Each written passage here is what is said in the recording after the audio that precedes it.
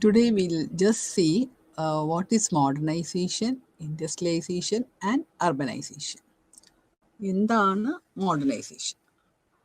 So ഈ യൂണിറ്റിൽ അവർ പറയുന്നത് മോഡേണൈസേഷൻ അല്ലെങ്കിൽ ആധുനികവൽക്കരണം എന്താണ്, അതിൻ്റെ ഡെഫിനിഷൻസ് അല്ലെങ്കിൽ അതിൻ്റെ മീനിങ്, അതിൻ്റെ അർത്ഥം. ഇനി വ്യവസായവൽക്കരണം, ദാറ്റ് ഈസ് കോൾഡ് ഇൻഡസ്ട്രിയലൈസേഷൻ, എങ്ങനെയാണ് മോഡേണൈസേഷനിലേക്ക് നയിച്ചത്. അതുപോലെ തന്നെ നഗരവൽക്കരണം. ഈ രണ്ട് process, industrialisation and urbanisation, paved the way towards modernisation. എന്താണ് ആധുനികവൽക്കരണം? മോഡേൺ ഐഡിയാസ് നമ്മുടെ ജീവിതത്തിലും സമൂഹത്തിലും നമ്മൾ പിന്തുടരുമ്പോൾ, when you accept the modern ideas in your lifestyle, in the making up of the society and also in the making up of various institutions in the society, അതിനെ നമ്മൾ modernisation അല്ലെങ്കിൽ ആധുനികവൽക്കരണം എന്ന് പറയുന്നു. അപ്പോൾ these are the three important process of social change. Social change എന്ന് പറയുമ്പോൾ സമൂഹത്തിൽ മാറ്റം വരുന്നു, സാമൂഹിക മാറ്റം, അതാണ് സോഷ്യൽ ചേഞ്ച്. എന്ത് പ്രക്രിയ വന്നാലും സമൂഹത്തിലൊരു മാറ്റം ഉണ്ടാകുന്നുണ്ട്. അത് വളരെ പതുക്കെ ആയിരിക്കാം, പക്ഷെ ഓവർ ദ ഇയേഴ്സ് അല്ലെങ്കിൽ പണ്ട് കാലം തൊട്ട് നമ്മൾ നോക്കുകയാണെങ്കിൽ നമുക്ക് മനസ്സിലാവും സമൂഹത്തിൽ വളരെയധികം മാറ്റങ്ങൾ വന്നുകൊണ്ടാണ് ഇരിക്കുന്നത്, അല്ലേ? പണ്ടുണ്ടായിരുന്ന ട്രഡീഷണൽ സൊസൈറ്റി അല്ല ഇപ്പോൾ. ടെക്നോളജി ഒരുപാട് വളർന്നു. അതനുസരിച്ച് എല്ലായിടത്തും, വീടിൻ്റെ അകത്ത് വരെ, പുറത്ത് അല്ലെങ്കിൽ വിദ്യാഭ്യാസ മേഖലയിൽ, ചികിത്സാ രംഗത്ത്, ഇൻഫോർമേഷൻ ടെക്നോളജി, ഏത് രംഗം എടുത്ത് നമ്മൾ നോക്കിയാൽ നമുക്ക് കാണാം ഇന്ന് മോഡേൺ ടെക്നോളജി ഉപയോഗിച്ചുകൊണ്ടുള്ള ഒരു പ്രക്രിയ അല്ലെങ്കിൽ ഒരു പ്രവർത്തന രീതിയാണ് എന്ന് നമുക്ക് കാണാൻ സാധിക്കുന്നത്. So modernisation, industrialisation and urbanisation ആ three important process of social change. ഈ മൂന്ന് കാര്യങ്ങൾ സമൂഹത്തിൽ വളരെയധികം മാറ്റം കൊണ്ടുവന്നു. So by which the process of development can be explain. അപ്പോൾ പുരോഗതിനെ നമുക്ക് അല്ലെങ്കിൽ വികസനത്തിനെ നമ്മൾ പറയുമ്പോൾ, അതിനെ നമ്മൾ എക്സ്പ്ലെയിൻ ചെയ്യുമ്പോൾ ഈ മൂന്ന് കാര്യങ്ങളും പറയാതെ നമുക്ക് വികസനത്തിനെ കുറിച്ച് സംസാരിക്കാൻ സാധിക്കില്ല. So industrialization and urbanization can be viewed as sub-process of the process of modernization. So, ഇതിൻ്റെ അകത്ത് വരുന്ന ഒരു പ്രധാനപ്പെട്ട കാര്യമാണ് technological advancement. When the technology advanced, അതാണ് നമ്മൾ ഇന്ന് കണ്ടുകൊണ്ടിരിക്കുന്നത്. ഏത് രംഗത്ത്, ഫോർ എക്സാമ്പിൾ എഡ്യൂക്കേഷൻ രംഗത്ത് നമ്മൾ കോവിഡ് വന്നപ്പോൾ നമ്മൾ ഒരുപാട് കണ്ടു. കുട്ടികളെല്ലാം വീട്ടിലിരുന്ന് തന്നെ വിദ്യാഭ്യാസം ചെയ്യാനുള്ള ഒരു സംവിധാനം ഗവൺമെൻറ് ഒരുക്കി കൊടുത്തു. അപ്പോൾ മൊബൈൽ ഫോണിലോ കമ്പ്യൂട്ടറിലോ കൂടി പഠിക്കുന്ന ഒരു അവസ്ഥ. ഇത് പണ്ടൊന്നും നമുക്ക് സ്വപ്നം പോലും കാണാൻ പറ്റില്ല, അല്ലേ? 10-20 വർഷങ്ങൾക്ക് മുമ്പ് we cannot even imagine children studying at home. ഗുരുകുല സമ്പ്രദായം ഉണ്ടായിരുന്നു, അത് ശരി, പക്ഷെ ടെക്നോളജി ഉപയോഗിച്ചിട്ടുള്ള ഒരു വിദ്യാഭ്യാസം നമുക്ക് അന്നൊന്നും സ്വപ്നം പോലും കാണാൻ പറ്റാത്തൊരു കാര്യമായിരുന്നു. So it is the result of technological advancement. അതുപോലെ തന്നെയാണ് ഇൻഡസ്ട്രിയൽ റെവല്യൂഷൻ, വ്യവസായ വിപ്ലവം. Resulting from scientific developments transform the world from an agriculture to a largely industrial system. പണ്ട് കാലങ്ങൾ നമ്മൾ നോക്കിയാൽ, അതായത് ട്രഡീഷണൽ സൊസൈറ്റി, അത് not only India but all over the world, ലോകത്തിലെ തന്നെ മിക്ക രാഷ്ട്രം നമ്മൾ നോക്കിയാലും കൃഷിയായിരുന്നു ആദ്യത്തെ ഒരു രീതി. കൃഷിയിൽ നിന്ന് കിട്ടുന്ന സാധനങ്ങൾ ഉപയോഗിച്ച് ജീവിക്കാനും അല്ലെങ്കിൽ അത് വിറ്റ് അല്ലെങ്കിൽ അത് കൈമാറ്റം ചെയ്ത് തങ്ങൾക്ക് ആവശ്യമുള്ള സാധനങ്ങൾ വാങ്ങാനുമുള്ള ഒരു സംവിധാനം എല്ലാ രാജ്യങ്ങളിലെയും ആൾക്കാർ പിന്തുടർന്നു പോന്നു. ആ ഒരു രീതിയായിരുന്നു വർഷങ്ങൾക്ക് മുമ്പ് മനുഷ്യർ പിന്തുടർന്നു വന്ന രീതി. സോ ഇൻഡസ്ട്രിയൽ റെവല്യൂഷൻ വന്നപ്പോൾ അല്ലെങ്കിൽ വ്യവസായിക വിപ്ലവം വന്നു കഴിഞ്ഞപ്പോൾ എന്ത് സംഭവിച്ചു? there is a transformation, there is a change, ഒരു മാറ്റം കൊണ്ടുവന്നു സമൂഹത്തിൽ. എങ്ങനെയാണ്? From agriculture to a largely industrial system. വ്യവസായങ്ങൾ വന്നു. അപ്പോൾ അഗ്രികൾച്ചറിൽ ഈ കൃഷി പണി ചെയ്തിരുന്ന ആൾക്കാർ അവിടെ നിന്ന് മാറി വ്യവസായിക സ്ഥാപനങ്ങളിലേക്ക് ജോലിക്ക് വേണ്ടി വരാൻ. അത് പല കാരണങ്ങളുണ്ട്. ഒന്നാമത് കൃഷിയിടങ്ങളിൽ ജോലി ചെയ്യുമ്പോഴുള്ള ചെളി അല്ലെങ്കിൽ വെയിൽ, മഴ, വെള്ളം ഇതിൻ്റെ എല്ലാം ത്തിൽ നിന്ന് സുരക്ഷിതമായി ഒരിടത്ത് പണിയാനുള്ള അവസരം. അതുമാത്രമല്ല, പിന്നെ വരുമാനം കൂടുതൽ എളുപ്പത്തിൽ കിട്ടുന്ന ഒരു സംവിധാനമായി മാറി ഫാക്ടറികളും മറ്റു വ്യാവസായിക സ്ഥാപനങ്ങളും. അപ്പോൾ ഇതൊരു വലിയ മാറ്റം സമൂഹത്തിൽ ലോകമെമ്പാടും കൊണ്ടുവന്നു. The setting up of factories led to the migration of large numbers of people engaged in agricultural work to seek employment in. അപ്പോൾ ഈ വ്യാവസായിക സ്ഥാപനങ്ങൾ കൂടുതലും വന്നത് നഗരങ്ങളിലാണ്. അവിടെ എല്ലാ സൗകര്യങ്ങളും കിട്ടും. ഇപ്പോൾ കറണ്ട്, വെള്ളം, എളുപ്പത്തിലുള്ള അല്ലെങ്കിൽ വിദ്യാഭ്യാസമുള്ള ആൾക്കാർ. അപ്പോൾ ഇങ്ങനെയുള്ള കാര്യങ്ങളെല്ലാം ഈസിലി അവൈലബിൾ, വളരെ എളുപ്പത്തിൽ ലഭ്യമായതുകൊണ്ട് അവിടെയാണ് വ്യാവസായിക സ്ഥാപനങ്ങൾ വന്നു. So there is a switch over or there is a migration of large number of people from agricultural work and also from rural areas to urban areas. അതായത് നഗരങ്ങളിലേക്ക്, ഗ്രാമപ്രദേശങ്ങളിൽ നിന്ന് ആൾക്കാർ കൂടുതലായിട്ട് വ്യാവസായിക സ്ഥാപനങ്ങളിലേക്ക് വരാൻ തുടങ്ങി in the 19th and 20th centuries. So modernization ലോകമെമ്പാടുമുള്ള ഒരു പ്രക്രിയയായിട്ട് മാറി. നമ്മുടെ ഇന്ത്യയിലെ അത് ബാധിച്ചു, അല്ലെങ്കിൽ എല്ലാ രാഷ്ട്രങ്ങളെയും തന്നെ ഈ വ്യാവസായിക വിപ്ലവം അല്ലെങ്കിൽ വ്യാവസായിക സ്ഥാപനങ്ങളുടെ വരവോടുകൂടി വലിയ ഒരു മാറ്റം അല്ലെങ്കിൽ വലിയ ഒരു വിപ്ലവം തന്നെ സമൂഹങ്ങളിൽ ഉണ്ടാക്കി. സോ എന്താണ് മോഡേണൈസേഷൻ? അത് നമുക്ക് ഒറ്റ വാക്കിലൊന്നും പറഞ്ഞാൽ തീരുന്ന ഒരു പ്രക്രിയ അല്ല സത്യം പറഞ്ഞു. So it's A multi dimensional process of social change. സമൂഹത്തിൽ വലിയ മാറ്റങ്ങൾ കൊണ്ടുവന്ന ഒരു പല പല ഡയമെൻഷൻസ് അല്ലെങ്കിൽ പല പല കാര്യങ്ങൾ ഒന്നു ചേർന്നിട്ടുള്ള ഒരു പ്രക്രിയയാണ് മോഡേണൈസേഷൻ. സോ ഇറ്റ് ട്രാൻസ്ഫോംസ്, അത് മാറ്റുന്നു എന്തിനെ? Social, cultural, economic and political organisation, സാമൂഹിക, സാംസ്കാരിക, സാമ്പത്തിക അല്ലെങ്കിൽ രാഷ്ട്രീയ കാര്യങ്ങളെ എല്ലാം, ഒരു സമൂഹത്തിലുള്ള ഈ വക എല്ലാ കാര്യങ്ങളിലെയും ഒരു മാറ്റം കൊണ്ടുവന്ന ഒരു പ്രക്രിയയാണ് മോഡേണൈസേഷൻ അല്ലെങ്കിൽ ആധുനികവൽക്കരണം. So it declines the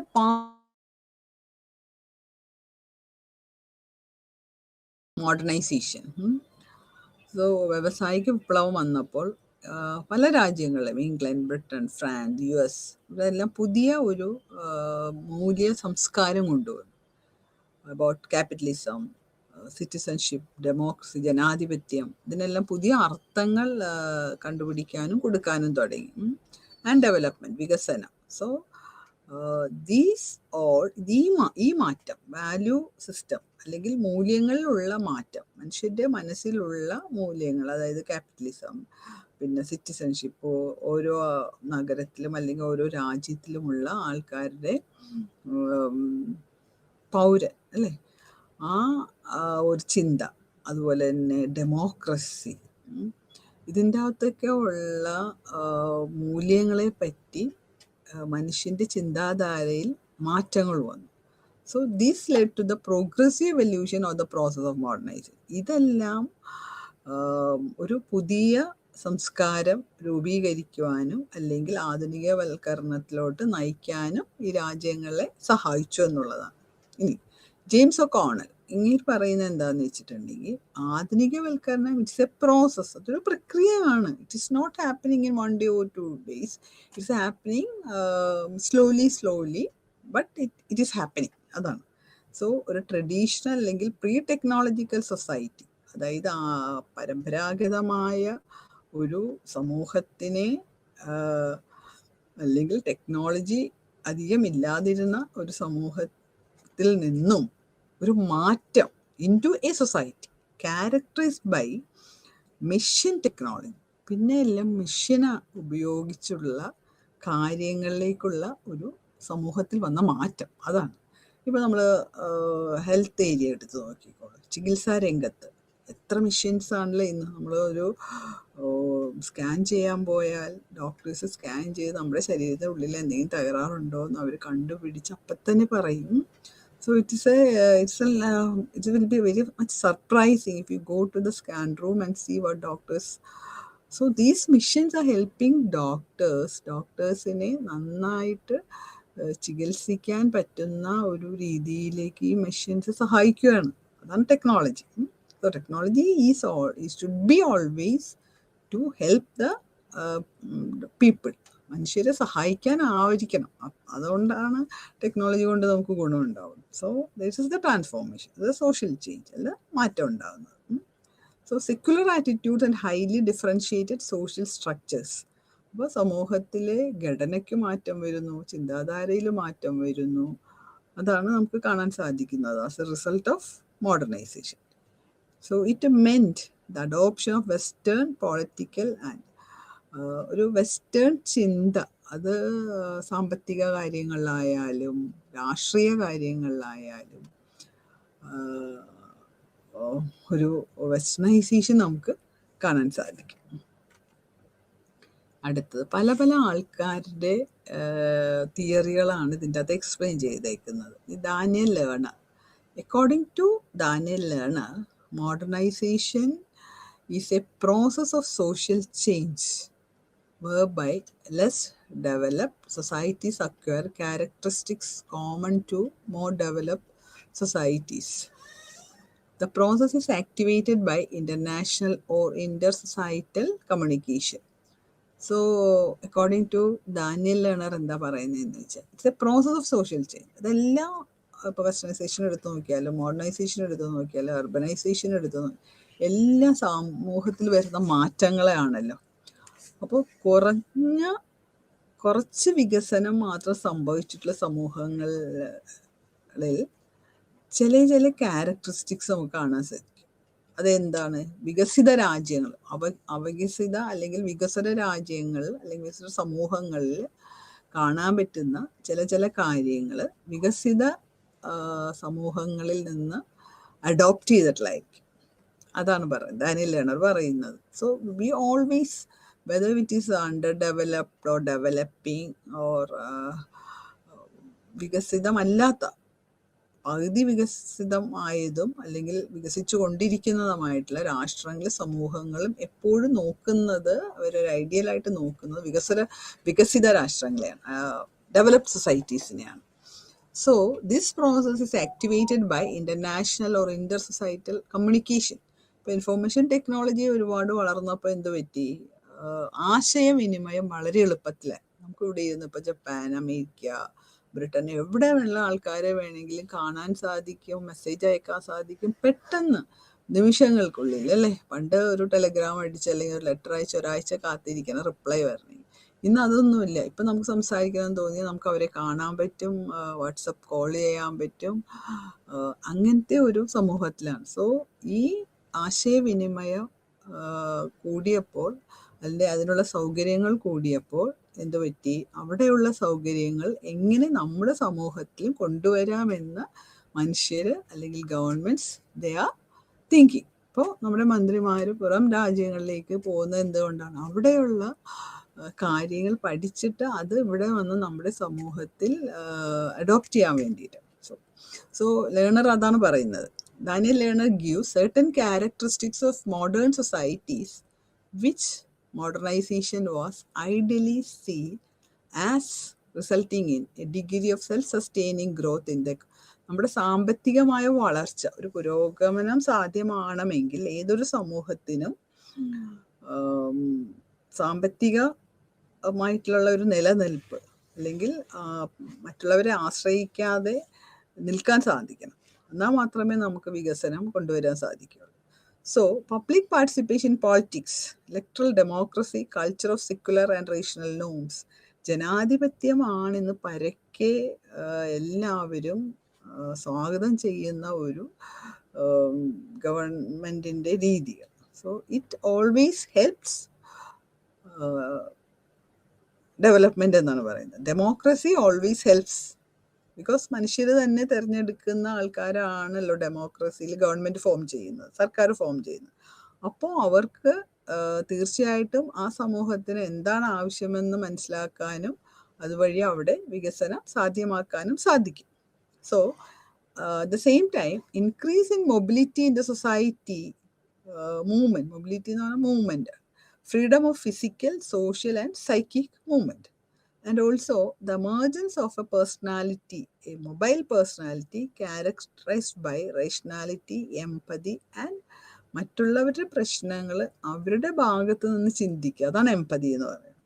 so that is very much necessary four A development. പാവപ്പെട്ട ആൾക്കാരുടെ പ്രശ്നങ്ങൾ അവരുടെ ഭാഗത്ത് നിന്ന്, അവർക്ക് വീടുണ്ടാവില്ല, ഭക്ഷണം ഉണ്ടാവില്ല, ദാരിദ്ര്യം. സോ എംപതി മീൻസ് അവരുടെ ഭാഗത്ത് നിന്ന് അവരുടെ പ്രശ്നങ്ങൾ മനസ്സിലാക്കുക. That's called empathy.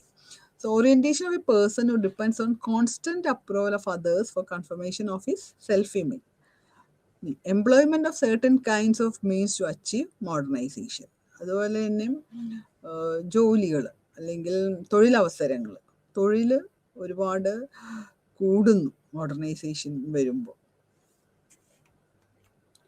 So Huntington in his essay The Change to Change Modernization Development and Politics, ഈ ഒരു ആർട്ടിക്കിളിൽ ഹണ്ടിങ്ടൺ പറയുന്നത് എന്താണെന്ന് വെച്ചിട്ടുണ്ടെങ്കിൽ modernisation and by implication development was a revolutionary process. ഇതൊരു വിപ്ലവാത്മകരമായ ഒരു കാര്യമാണ് ഈ ആധുനികവൽക്കരണം. It is a revolutionary process, അതാണ് അതിൻ്റെ അർത്ഥം. So transforming rural agrarian cultures into urban industrial cultures. Transforming എന്ന് പറഞ്ഞാൽ മാറ്റുന്നു. റൂറൽ അഗ്രേറിയൻ, ഗ്രാമങ്ങളിലെ കൃഷി രീതികളിൽ നിന്നും അല്ലെങ്കിൽ കൃഷി സംസ്കാരത്തിൽ നിന്നും പട്ടണങ്ങളിലെ വ്യവസായ സംസ്കാരത്തിലോട്ടുള്ള മാറ്റം, അതാണ് മോഡേണൈസേഷൻ എന്നാണ് ഹണ്ടിങ്ടൺ പറയുന്നത്. ടോഫ്ലർ പറയുന്നത് it is a move from the first wave to the second wave as modernization, and also there is a third wave. എന്താണ് ഫസ്റ്റ് വേവ് എന്ന് പറഞ്ഞാൽ അഗ്രികൾച്ചർ സൊസൈറ്റി. പണ്ട് തൊട്ട ആൾക്കാർ മിക്ക രാജ്യങ്ങളും നമ്മൾ എടുത്തു നോക്കിയാൽ നമുക്ക് കാണാൻ സാധിക്കും കൃഷിയായിരുന്നു അവരെല്ലാവരും ആശ്രയിച്ചുകൊണ്ടിരുന്ന ഒരു കാര്യം. കുറച്ച് സ്ഥലമുണ്ടെങ്കിൽ അല്ലെങ്കിൽ പാടങ്ങളുണ്ടെങ്കിൽ അവിടെ അനുയോജ്യമായ സാധനങ്ങൾ കൃഷി ചെയ്യുക എന്നുള്ളതായിരുന്നു ഏതൊരു സമൂഹത്തിൻ്റെയും രീതി. അപ്പോൾ വ്യവസായവൽക്കരണം വന്നതോടുകൂടി എന്ത് സംഭവിച്ചു? ആൾക്കാർ അല്ലെങ്കിൽ മനുഷ്യർ they began to change to the second wave. That is what Toffler says. It is a industrial age society. അതാണ് second wave as modernisation. And also there's a transition in developed countries from a second wave to the third wave, that is post-industrial society. Most modern complex society എന്നൊക്കെ പറയും. Industrial revolution കഴിഞ്ഞിട്ട് വരുന്ന society. അപ്പോൾ society ഇങ്ങനെ മാറിക്കൊണ്ടാണ് ഇരിക്കുന്നത്. വർഷങ്ങളായിട്ട് നമ്മൾ പണ്ട് തൊട്ടേ 10-30 വർഷത്തിൻ്റെ ചരിത്രം നമ്മൾ എടുത്തു നോക്കി. ഏത് രാജ്യമാവട്ടെ, you take India for example. നമുക്ക് 1947 സ്വാതന്ത്ര്യം കിട്ടിയ സമയത്ത് എങ്ങനെയായിരുന്നു ഇന്ത്യ? ആൾക്കാരൊക്കെ ഇല്ലിറ്ററേറ്റ് ആയിരുന്നു. നമുക്ക് നമ്മുടെ ഭക്ഷണ സാധനങ്ങൾ ഉണ്ടാക്കാനുള്ള പ്രാപ്തി ഉണ്ടായിരുന്നില്ല. ദാരിദ്ര്യം, വിദ്യാഭ്യാസമില്ലായ്മ, നിരക്ഷരത, ഇങ്ങനെയുള്ള പല പല അന്ധവിശ്വാസങ്ങൾ, സ്ത്രീകളുടെ വിദ്യാഭ്യാസം കുറവ്, പൊതുവേ വിദ്യാഭ്യാസം കുറവ്. അപ്പോൾ ഇങ്ങനെയുള്ളൊരു അവസ്ഥയിൽ നിന്നാണ് നമ്മൾ ഇന്ന് കാണുന്ന ഒരു ഇന്ത്യ വളർന്നു വന്നത്. ഇത് പെട്ടെന്ന് ഉണ്ടായതൊന്നുമല്ല. ഗവൺമെൻറ്റുകളും പ്രൈവറ്റ് ഏജൻസികളും ഒരുപാട് വർക്ക് ചെയ്തു അതിന് വേണ്ടി. ആദ്യം തന്നെ മനുഷ്യർക്ക് ബോധവൽക്കരണം കൊടുക്കണം, അല്ലേ? എല്ലാവരും സ്കൂളിൽ വിടുന്നില്ല കുട്ടികൾ വീട്ടിൽ ജോലി ചെയ്യട്ടെ എന്നുള്ള ഒരു രീതിയായിരുന്നല്ലോ പണ്ടൊക്കെ. പ്രത്യേകിച്ച് ഇങ്ങനെ കൃഷിയിടങ്ങളിൽ ജോലി ചെയ്യുന്നത്. ഇപ്പോഴും നമുക്ക് കാണാൻ സാധിക്കും നോർത്ത് ഇന്ത്യയിലൊക്കെ പോയാൽ they will not allow the children of their laborers working in the farms to school. അവരെല്ലാവരും അവിടെ കൃഷി ചെയ്തോട്ടെ എന്നുള്ള ഒരു രീതിയായിരുന്നു. അപ്പോൾ ഇതിൽ നിന്നൊക്കെ ഒരു മാറ്റം വന്നുകൊണ്ടാണ് ഇരിക്കുന്നത്. എന്നാലും കംപ്ലീറ്റ്ലി നമുക്ക് ആ മാറ്റം വരുത്താൻ സാധിച്ചിട്ടില്ല. പക്ഷെ still you can see that there is transformation, അല്ലെങ്കിൽ ദർ ഈസ് ചേഞ്ച്. അത് തന്നെ എല്ലാ രാഷ്ട്രങ്ങളുടെയും കാര്യം.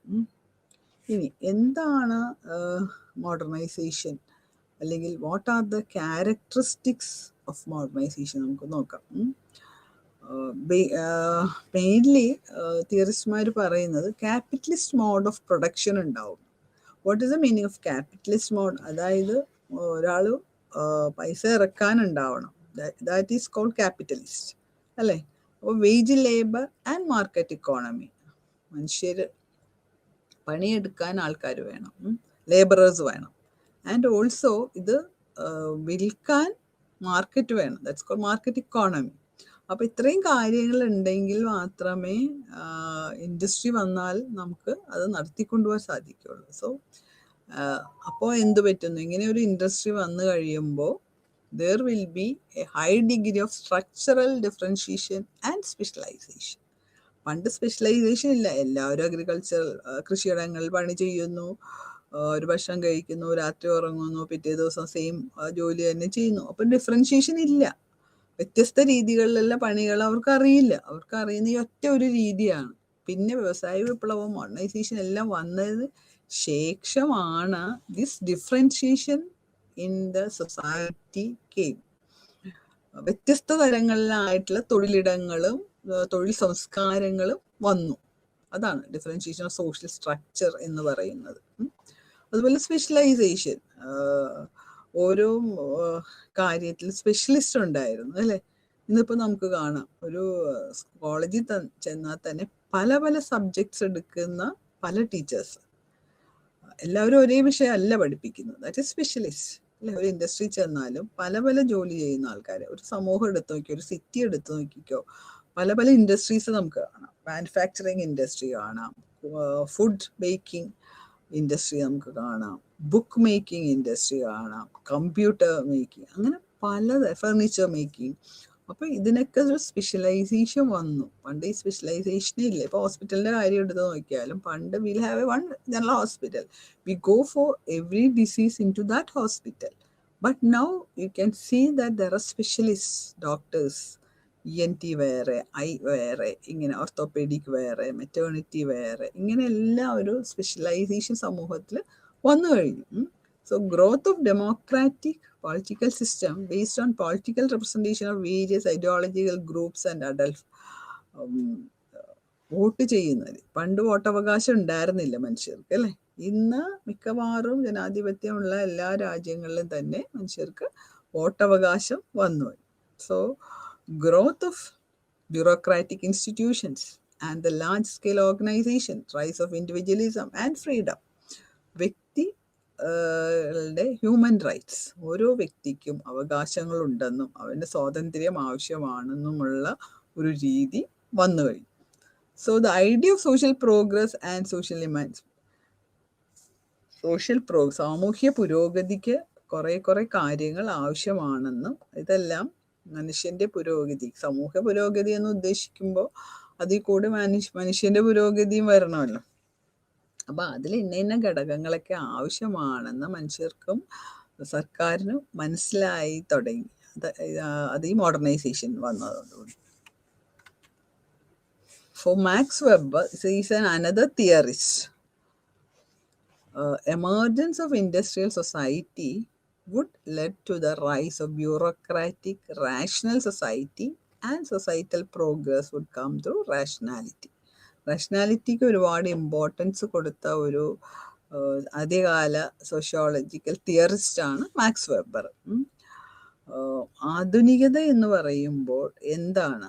It abandons transcendental world and gives dominance to science and rational calculation of social action.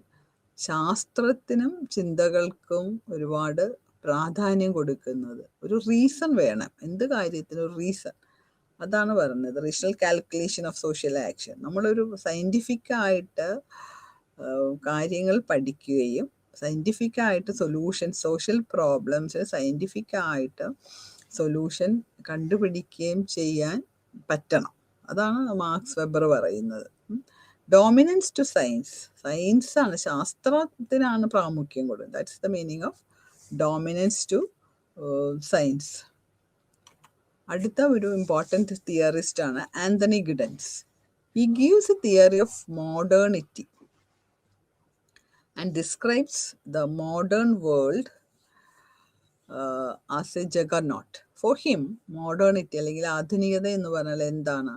It is not a simple dimensional thing. It is a multi, അതായത് പല പല ഘടകങ്ങളുണ്ട്, പല പല കാര്യങ്ങളുണ്ട്, പല പല പ്രോസസ്സിൽ കൂടിയാണ് ഇത് കടന്നു പോകുന്നത്. മെയിനായിട്ട് 4 കാര്യങ്ങളാണ് ആന്റണി ഗിഡൻസ് പറയുന്നത്. ക്യാപിറ്റലിസം, മുതലാളിത്തം, ഇൻഡസ്ട്രിയലിസം അല്ലേ. വ്യവസായം കൊണ്ടുവരുന്ന അല്ലെങ്കിൽ ആ ഒരു രീതി, life style. So coordinated administrative power, focus to surveillance, military power, പട്ടാളത്തിൻ്റെ ശക്തി, അതാണ് military power. So they give importance to the characterize the late modern world as a risk society. കുറേ റിസ്ക് ഉണ്ട്. നമ്മൾ മോഡേണൈസേഷനൊക്കെ വരുമ്പോൾ at the same time there will be change അല്ലെങ്കിൽ there will be development. പക്ഷെ ഇവർ പറയുന്നത് we call it at the same time risk society എന്ന്. So there is a shift from classical മോഡേണിറ്റിയിലെ പ്രത്യേകത എന്താണ്? ആ സമൂഹത്തിൻ്റെ പ്രത്യേകത എന്തായിരിക്കും? ഇൻഡസ്ട്രിയൽ സൊസൈറ്റിയാണ്. ഇൻഡസ്ട്രിക്ക് പ്രാമുഖ്യമുള്ള സൊസൈറ്റീനെ we call industrial society. To later advanced modernity characterizing risk society. അതാണ് ആന്റണി ഗിഡൻസ് പറഞ്ഞു വെച്ചിട്ടുള്ളത്. സോ പല തിയറിസ്റ്റുമാരും അവരുടെ അഭിപ്രായങ്ങൾ പ്രസൻറ്റ് ചെയ്തു, അത്രയേ ഉള്ളൂ. So we don't have to get confused over this theorist or about the theories given by the theorists. It is their thinking, according to their reasoning power, they gave the explanation to the modern societies, or about the transformation, or about the social change that occurred over the years in the society. Change കൊണ്ടുവന്നു എന്നുള്ളത് സത്യമാണ്. We can see that, we can experience it. പണ്ട് നമ്മൾ അടുക്കളയിൽ ഇടിക്കലും പൊടിക്കലും എല്ലാം നമ്മൾ കൈകൊണ്ട്. ഇന്ന് we use machines, we use mixie, we use washing machines, etcetera, വെള്ളം ചൂടാക്കാൻ മെഷീൻ, എല്ലാത്തിനും വീടിൻ്റെ അകത്ത് വരെ ടെക്നോളജിയാണ്. നമ്മൾ അതില്ലാതെ പറ്റാത്ത ഒരു അവസ്ഥയിലാണ് നമ്മൾ ഇന്ന് ജീവിക്കുന്നത്. So the change is coming to the society, that's the truth. അത് നമുക്ക് ആക്സെപ്റ്റ് ചെയ്യാണ്ടിരിക്കാൻ പറ്റില്ല.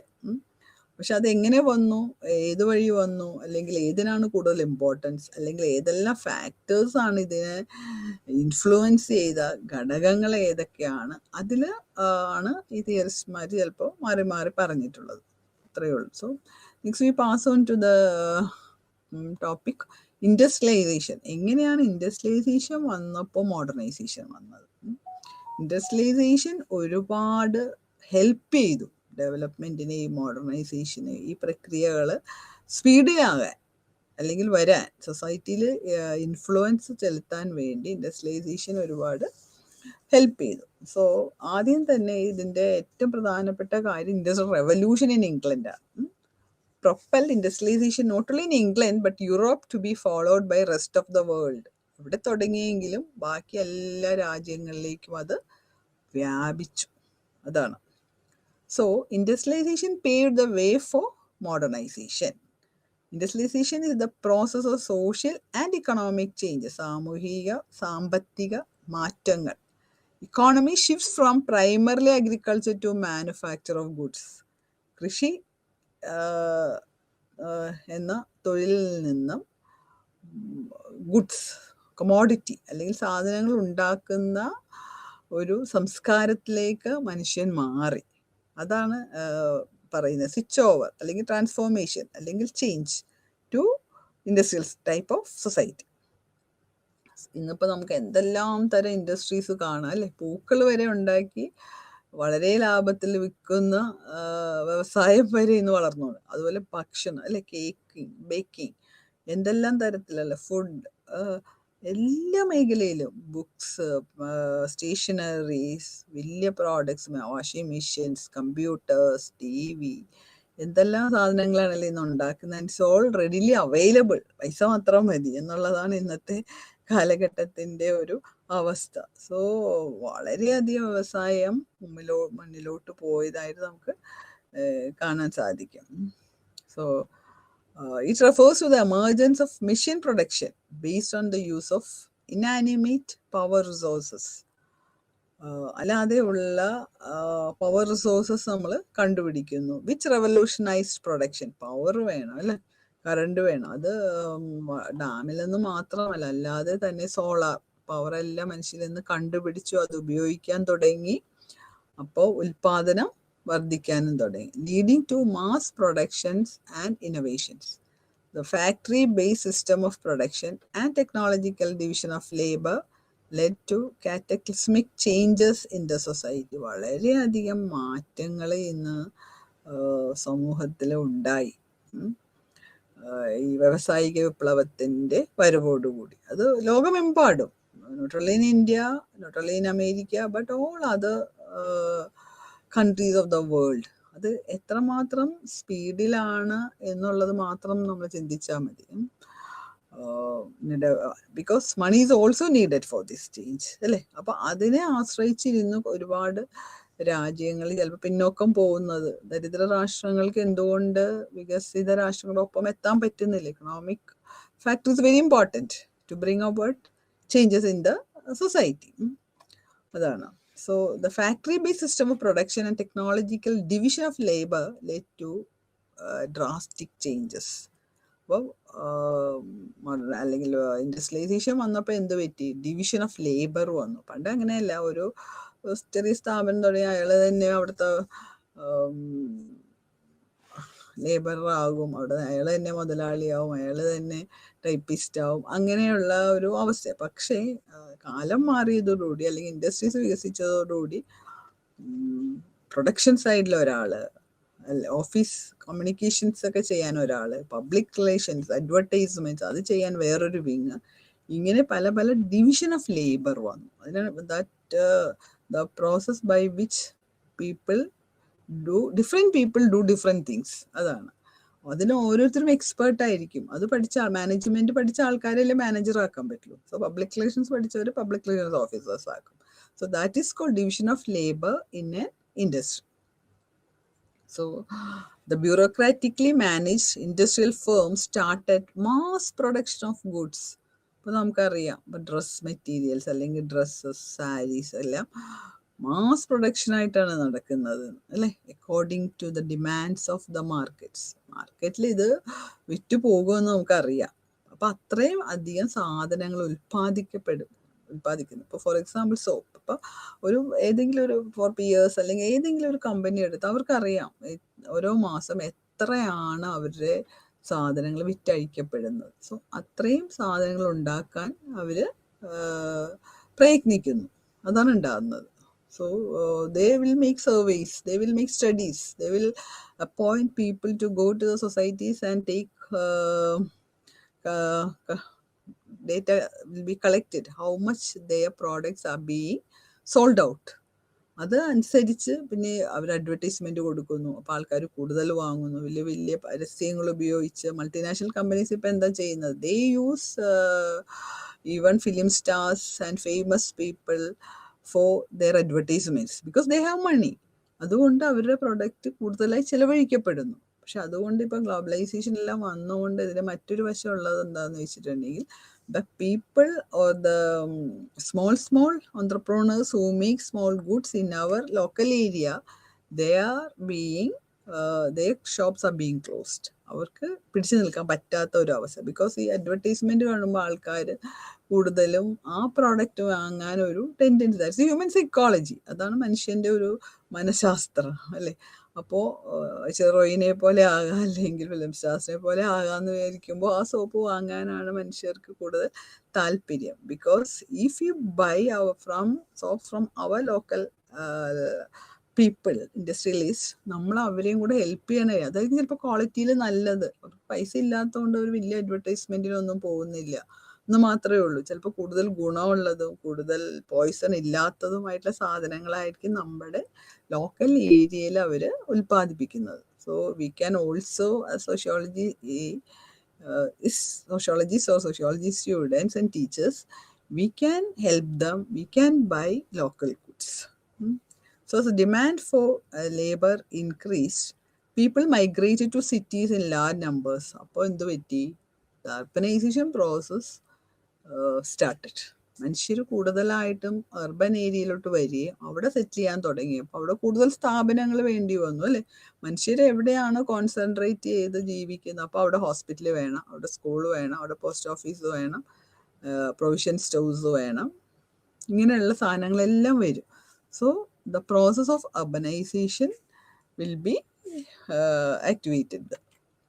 So industrial revolution 18th century 18ാം നൂറ്റാണ്ടിലെ ഇൻഡസ്ട്രിയൽ വ്യാവസായിക വിപ്ലവം ആണ് ഈ വ്യവസായവൽക്കരണത്തെ കൂടുതൽ ശക്തിവക്ത ആക്കിയത്. The application of power-driven machinery for manufacturing in England and most of Europe ഒരുപാട് സാങ്കേതിക മാറ്റങ്ങൾ കൊണ്ടുവരാൻ തുടങ്ങി. ഒരു സാധനം ഉൽപ്പാദിപ്പിക്കാൻ തുടങ്ങുമ്പോൾ മനുഷ്യർ ചിന്തിക്കാൻ തുടങ്ങി ഇത് കുറച്ച് സമയം കൊണ്ട് കുറഞ്ഞ ചിലവിൽ എങ്ങനെ ഇത് കൂടുതൽ ഉൽപ്പാദിപ്പിക്കാം. So man using his intellectual capacities find out new technology, പുതിയ കാര്യങ്ങൾ അവർ കണ്ടുപിടിക്കാൻ തുടങ്ങി. So application of power-driven machinery for manufacturing ഉൽപ്പാദനം നടത്താൻ, പുതിയ പുതിയ സാധനങ്ങൾ ഉൽപ്പാദിപ്പിക്കുവാൻ വേണ്ടി അവർ കൂടുതൽ മിഷ്യൻസ്, പുതിയ പുതിയ സാങ്കേതിക വിദ്യ ഇതെല്ലാം കണ്ടുപിടിക്കാൻ തുടങ്ങി. അഗ്രികൾച്ചർ ഇന്നോവേഷൻസ്, അത് കൃഷി രീതിയിലാണെങ്കിലും പണ്ട് കാളകളെ മാത്രമൊക്കെ ഉപയോഗിച്ച് ഉഴുതിരുന്ന കൃഷിയിടങ്ങൾ ട്രാക്ടർ ഉപയോഗിക്കാൻ തുടങ്ങി. അതല്ലെങ്കിൽ വിത്ത് ഇടാൻ തന്നെ പുതിയ മെഷീൻസ്, അങ്ങനെ എല്ലാ ഏരിയയിലും, ഏത് വിദ്യാഭ്യാസം ആയാലും ചികിത്സാ രംഗമായാലും space technology. So new technology has been found out and just been implemented in not only in manufacturing, in also communication, teaching, and also treatment of the patients, എല്ലാ ഭാഗത്തും, എല്ലാ ഏരിയയിലും. So traditions weakened. അപ്പോൾ പരമ്പരാഗതമായിട്ടുള്ള കാര്യങ്ങളൊന്നും ആർക്കും ഇപ്പോൾ താല്പര്യമില്ല. അത് കൈകൊണ്ട് ചെയ്യേണ്ട അവസ്ഥ. അത് കുറച്ച് സാധനങ്ങളല്ലേ കൈകൊണ്ട് നമ്മൾ ചെയ്താൽ ഉണ്ടാക്കാൻ പറ്റുള്ളൂ. അപ്പോൾ മനുഷ്യർ അതിൽ നിന്ന് മാറി പെട്ടെന്ന് കുറഞ്ഞ സമയം കൊണ്ട്, കുറഞ്ഞ അധ്വാനം കൊണ്ട് എങ്ങനെ കൂടുതൽ ഉൽപ്പാദിപ്പിക്കാമെന്ന് കണ്ടുപിടിക്കാൻ തുടങ്ങി. സോ അതാണ് ട്രഡീഷൻസ് വീക്കെൻഡ്. പരമ്പരാഗതമായിട്ടുള്ള കാര്യങ്ങളൊക്കെ പതുക്കെ നിൽക്കാൻ തുടങ്ങി. And religious practices also got a blow, leading to the death of monarchy and രാജാക്കന്മാരുടെ ഭരണം, അല്ലെങ്കിൽ മതം ഇന്നതാണ് അനുശാസിക്കുന്നത്, അത് ചെയ്യാൻ പാടില്ല, അത് കഴിക്കാം, അങ്ങനെയുള്ള പ്രാക്ടീസസ് ഒക്കെ ആൾക്കാർ മാറ്റാൻ തുടങ്ങി. അതാണ് നമ്മൾ കണ്ടുകൊണ്ടിരിക്കുന്നത് അല്ലേ. ഇന്നത് കഴിച്ചൂടാ, ഇന്നതേ കഴിക്കാവൂ, അങ്ങനെയൊന്നുമില്ല. അതൊക്കെ മാറ്റി ഗ്ലോബലൈസേഷനൊക്കെ വന്നപ്പോൾ വെസ്റ്റേൺ രാജ്യങ്ങൾ അല്ലെങ്കിൽ മറ്റു രാജ്യങ്ങളിലെ ഫുഡ് വരെ നമ്മുടെ ഈ കൊച്ചു കേരളത്തിൽ എല്ലാം ഇപ്പോൾ അവൈലബിൾ ആണ്. നോർത്ത് ഇന്ത്യൻ ഡിഷസ് അല്ലെങ്കിൽ ഫോറിൻ ഡിഷസ്, ബർഗർ, ഇങ്ങനത്തെ സാധനങ്ങളെല്ലാം. And also drinks, whether it is good or bad for health എന്ന് ചിന്തിക്കാതെ നമ്മുടെ ചെറുപ്പക്കാർ ഇപ്പോൾ അതിൻ്റെ പുറകെ പോകുന്ന ഒരു രീതി കൂടി നമുക്ക് കാണാൻ സാധിക്കും. So industrialization gradually became the new order of the world as it helped in the capital formation, raising productivity. ഉൽപാദനം കൂടി. So investment in capital assets is an important prerequisite for economic development. Industrialization generates employment opportunity. അപ്പോൾ ഇത് വ്യവസായവൽക്കരണം വന്നപ്പോൾ എന്ത് സംഭവിച്ചു? അവസരങ്ങൾ കൂടി. Employment opportunities as well as education opportunities. ഒരുപാട് വിഷയങ്ങൾ ഇപ്പോൾ പഠിക്കാൻ ഉള്ള സ്ഥാപനങ്ങൾ അവൈലബിൾ ആണ്. നമ്മുടെ കുട്ടികൾ ഈവൻ പുറം രാജ്യങ്ങളിൽ പോയിട്ട് പുറത്തെ യൂണിവേഴ്സിറ്റികളിലും കോളേജുകളിലും നമുക്കിവിടെ ഇല്ലാത്ത വിഷയങ്ങൾ വരെ കണ്ടുപിടിച്ച് പഠിക്കാനുള്ള അവസരങ്ങളുണ്ട് എന്ന്. അതാണ്. And also access to food and better utilisation resources എല്ലാം, പുതിയ റിസോഴ്സസ് എല്ലാവരും കണ്ടുപിടിക്കാറുണ്ട്. All of this make industrial development extremely valuable to the local economy. അപ്പോൾ ഈ ഇൻഡസ്ട്രിയൽ ഡെവലപ്മെൻറ്റ് വന്നതോടുകൂടി നമ്മുടെ ലോക്കലായിട്ടുള്ള എക്കോണമിയിൽ അത് ബാധിക്കാൻ തുടങ്ങി, അത് ഹെൽപ്പ് ചെയ്യാൻ തുടങ്ങി. അതാണ്.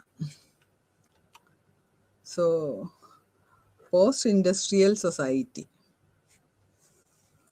ഇൻഡസ്ട്രിയലൈസേഷൻ കഴിഞ്ഞു വന്ന സൊസൈറ്റിയിൽ എന്താണ് അവസ്ഥ, അതാണ്. That's the meaning of post industrial society. And industrial society is a modern society. Industrial society എപ്പോഴും മോഡേൺ സൊസൈറ്റി ആയിരിക്കുമല്ലോ. So Daniel Bell in the post-industrial society predicted that rather than industrial production, we are moving towards a society where services and knowledge-related technologies would dominate. നമ്മൾ വ്യവസായ സാധനങ്ങൾ അല്ലെങ്കിൽ production കൂടുന്നു. അതാണല്ലോ modern society സംഭവിക്കും. അതോടൊപ്പം തന്നെ നമ്മുടെ അറിവുമായിട്ടുള്ള ബന്ധമുള്ള ടെക്നോളജി, സാങ്കേതിക വിദ്യയാണ് എപ്പോഴും ഡോമിനേറ്റ് ചെയ്യുന്നത്. അതിന് മുകളിൽ അതാണല്ലോ നമ്മളിപ്പോൾ കണ്ടുകൊണ്ടിരിക്കുന്നത്. എല്ലായിടത്തും ടെക്നോളജിയാണ് അല്ലേ. നമ്മുടെ അടുക്കളയിൽ വരെ സാങ്കേതിക വിദ്യ ഉപയോഗിച്ചിട്ടുള്ള കാര്യങ്ങളാണ് നമ്മൾ ചെയ്തുകൊണ്ടിരിക്കുന്നത്. So I think this is correct what he said. Technology is dominating. Even മനുഷ്യരുടെ ബന്ധങ്ങളിൽ പോലും ഇപ്പോൾ ബന്ധങ്ങൾക്കൊന്നും ഒരു ഇമ്പോർട്ടൻസ് ഇല്ല അല്ലെ. അച്ഛൻ, അമ്മ അല്ലെങ്കിൽ മക്കൾ, അതൊക്കെ ഇപ്പോൾ വാട്സപ്പ് അല്ലെങ്കിൽ ഫോൺ ഇതെല്ലാത്തിൽ കൂടിയുള്ള ബന്ധങ്ങളെ മനുഷ്യരെ നേരെ കാണണമെന്ന് വരെ ആർക്കും ഒരു താല്പര്യം ഇല്ലാത്ത ഒരവസ്ഥ. This is because technology is dominating us. നമ്മൾ അറിഞ്ഞോ അറിയാതെയോ നമ്മുടെ ലൈഫ് സ്റ്റൈൽ മാറിക്കൊണ്ടാണ് ഇരിക്കുന്നത്. 10 വർഷങ്ങൾക്ക് മുമ്പ് ഇതായിരുന്നില്ല നമ്മുടെ കേരളത്തിലെ അവസ്ഥ. And also all over the world, societies all over the world. So he believed that post-industrial society would replace the industrial society as the dominant mode. അപ്പം സൊസൈറ്റിനേക്കാളും മുകളിൽ വരുന്നു എന്നാണ് പറയുന്നത് post-industrial society. So the main features of the post-industrial society, according to him, are a shift from manufacturing to services. Service oriented ആയിക്കൊണ്ടിരിക്കുന്നു. ഉൽപാദനത്തിൽ നിന്ന് service oriented. The centrality of the new science-based industries. അപ്പോൾ science based ഇൻഡസ്ട്രിയിലാണ് കേന്ദ്രീകൃതമായിക്കൊണ്ടിരിക്കുന്ന ഒരു വികസനം, അല്ലെങ്കിൽ അതിൽ കേന്ദ്രീകൃതമായിക്കൊണ്ടിരിക്കുന്ന ആധുനികവൽക്കരണം.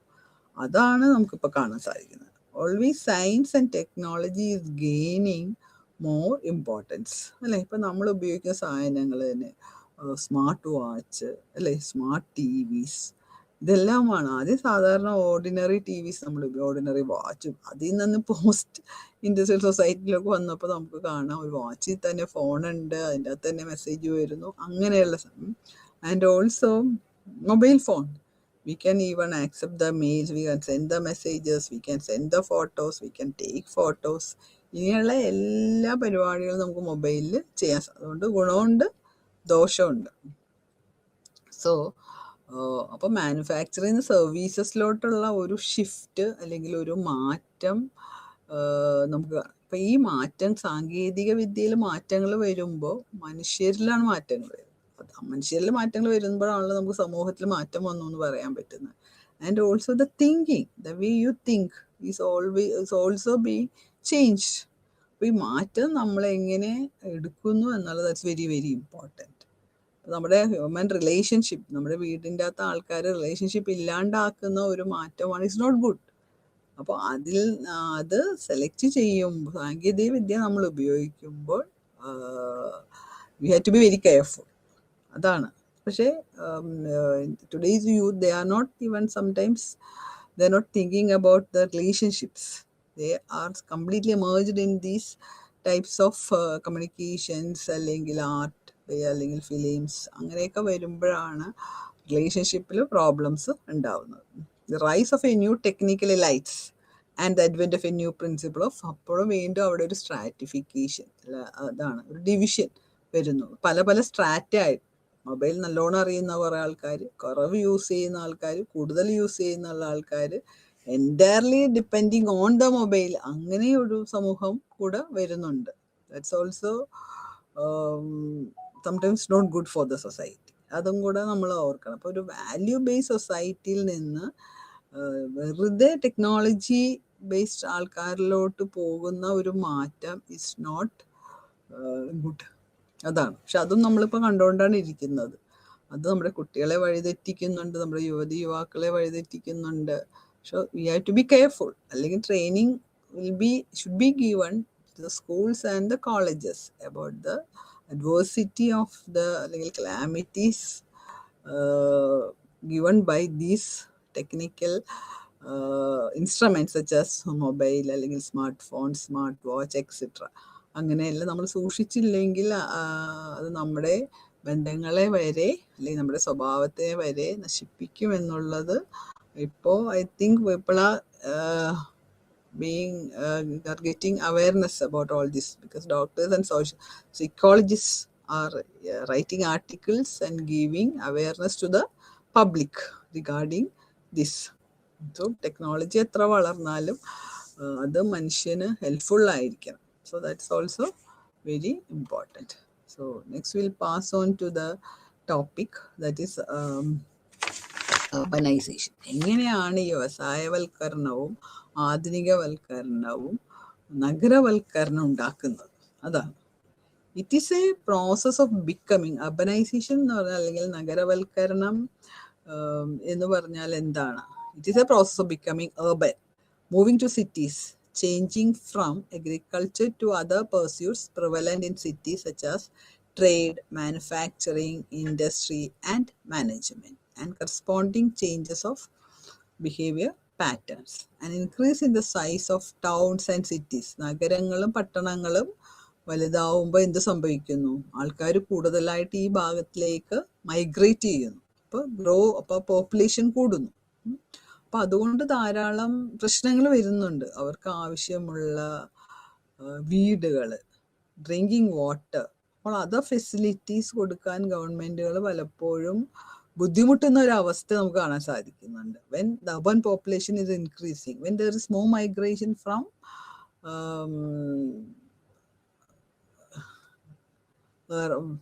urban to more migration towards urban areas. ആൾക്കാർ ഗ്രാമപ്രദേശങ്ങളിൽ നിന്ന് പട്ടണങ്ങളിലേക്ക് കൂടുതലായിട്ട് വരുമ്പോൾ അവിടെ പ്രോബ്ലംസ് വരുന്നുണ്ട്. അതാണ് urban problems. These centers are essentially non agriculture. അവിടെ കൃഷിക്ക് ഒട്ടും പ്രാധാന്യം ഇല്ലാത്ത ഒരു സ്ഥലമാണല്ലോ നഗരങ്ങൾ. അവിടെ സ്ഥലവും ഇല്ല കൃഷിക്ക് വേണ്ടി. So urbanization as a process of population concentration has been systematically treated by Eldridge. He says that there are two elements. രണ്ട് കാര്യങ്ങളുണ്ട്. ഒന്നാമത് the multiplications of points of concentration. Concentration എന്ന് വെച്ചാൽ കൂടുതൽ കേന്ദ്രീകൃതമാവും, നഗരങ്ങളിലോട്ട് ആൾക്കാർ കൂടുതൽ വരുന്നു, അതാണ് concentration. And the increase in size of individual concentrations. As a result എന്ത് പറ്റുന്നു? The proportion of the population in the living in urban places increases. അവിടെ ആൾക്കാരുടെ എണ്ണം കൂടുന്നു, പോപ്പുലേഷൻ. അപ്പോൾ എന്താ പറ്റുന്നത്? സൗകര്യങ്ങൾ കുറയുന്നു.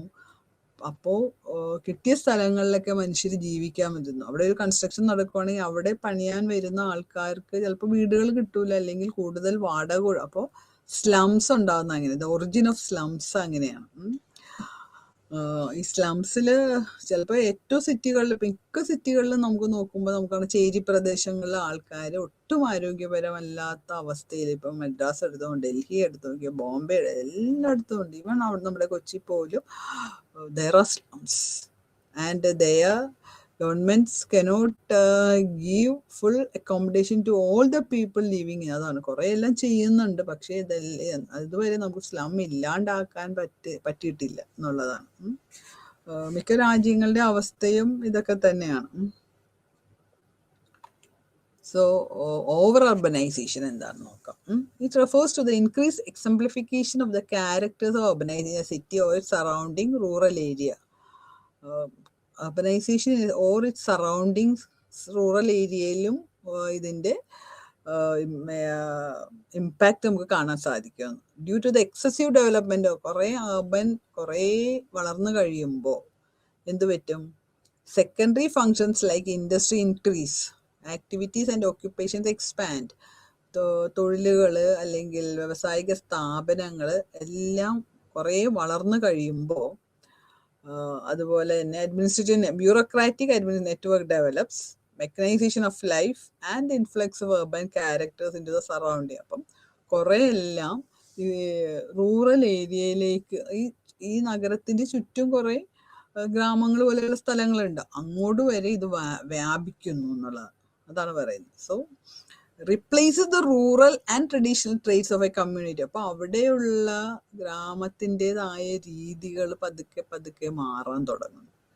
It is not completely urban, but slowly the agricultural or the traditional traits, ആ സമൂഹത്തിൽ അവിടെ ജീവിച്ചിരിക്കുന്ന ആൾക്കാരുടെ, ആ സമൂഹത്തിലുള്ളവരുടെ ഗ്രാമപ്രദേശങ്ങളിലുള്ള ജീവിത രീതികൾ പതുക്കെ പതുക്കെ മാറാൻ തുടങ്ങും. അപ്പോൾ അവിടെ വാല്യൂ സിസ്റ്റം എല്ലാം മാറാൻ തുടങ്ങും അല്ലേ. ചിലപ്പോൾ ഈ കള്ളത്തരങ്ങൾ, റോബറി ഇതെല്ലാം കൂടുന്നുണ്ടെന്നാണ് പറയുന്നത്. ആൽക്കഹോൾ കൺസംഷൻ ഇതെല്ലാം അർബൻ ഏരിയയിലാണ്. റൂറൽ ഏരിയ വെച്ച് നോക്കുമ്പോൾ, അത് ഗ്രാമങ്ങളിൽ വെച്ച് നോക്കുമ്പോൾ നമുക്ക് കൂടുതലായിട്ട് കാണാം. അതിൻ്റെതായ പ്രശ്നങ്ങളും ഉണ്ട്. അപ്പോൾ so Mumbai and Calcutta are examples of such cities. അപ്പോൾ ഇങ്ങനെ ഓവർ അർബനൈസേഷൻ കൊണ്ട് ചുറ്റുമുള്ള ഗ്രാമപ്രദേശങ്ങളിലും കൂടി അതിൻ്റെ ഇമ്പാക്റ്റ് വരുന്ന അവസ്ഥ നമുക്ക് കാണാൻ സാധിക്കുന്നത്, എസ്പെഷ്യലി ഇൻ മുംബൈ. അതൊരു ഉദാഹരണം തന്നിരിക്കുന്നതെന്ന് മാത്രമേ ഉള്ളൂ, Mumbai and Calcutta. So suburbanization or the growth of suburbs is clearly related to over. അപ്പം സബർബ് ചുറ്റും അല്ലെങ്കിൽ അരികിലുള്ള സ്ഥലങ്ങൾ. Over crowding of cities by population results in suburbanization. കൂടുതൽ ആൾക്കാർ നഗരങ്ങളിലോട്ട് വരുമ്പോൾ ഉള്ള പ്രശ്നങ്ങളാണ്. സോ ഇതിനൊക്കെ ഒരു ഉദാഹരണം ഡൽഹിയാണ്. ഡൽഹി പോകുമ്പോൾ നമുക്ക് കാണാൻ സാധിക്കും ഒരുപാട് സ്ലംസ് ഒക്കെ വന്നിട്ട് ആൾക്കാർ വളരെ വൃത്തിഹീനമായ ഒരു സ്ഥലത്താണ് അവിടെ ജീവിക്കുന്നത്. So suburbanization means urbanization of rural areas around the cities characterized by the following features: a sharp increase in the non-agricultural uses of land. പിന്നെ areas of towns within its municipal limit, and also communication between town and its surrounding areas. Louis Wirth was one of the pioneers of the study of urbanism കുറിച്ച്, അല്ലെങ്കിൽ urban പട്ടണങ്ങളിൽ താമസിക്കുന്ന മനുഷ്യരുടെ ജീവിത രീതികളെ കുറിച്ച് പറഞ്ഞു വെച്ചിട്ടുള്ള ഒരു തിയറിസ്റ്റാണ് Louis Wirth. He was the first systematic attempt to distinguish the concepts of urbanism and urbanization. What is urbanism? അതാണ് അങ്ങേര് പറയുന്നത്.